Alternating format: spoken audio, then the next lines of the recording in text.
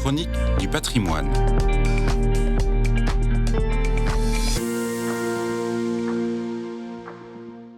Aux confins orientaux de l'Europe centrale, vous pouvez croiser des tserkvas au détour d'une balade dans le nord des Carpates, entre l'Ukraine, la Pologne et la Roumanie. Tserkva veut dire église en ukrainien. Ces églises ont été construites entre le XVIe et le XIXe siècle par les communautés slaves, de confession orthodoxe ou gréco-catholique.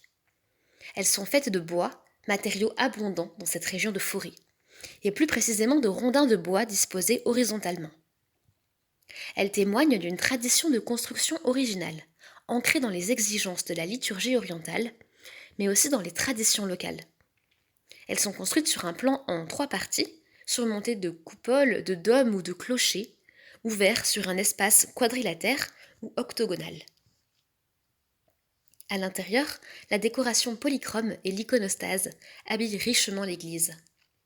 L'iconostase est un élément typiquement byzantin qui sépare l'espace sacré de l'espace des fidèles par une multitude d'icônes, de la Vierge, des saints et du Christ, disposées sur un véritable mur.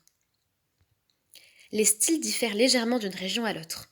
16 de ces églises sont classées au patrimoine mondial de l'UNESCO, dont 8 se trouvent en Ukraine, 4 dans la région de Lviv, 2 en Transcarpathie et 2 autres dans la région d'Ivano-Frankivsk.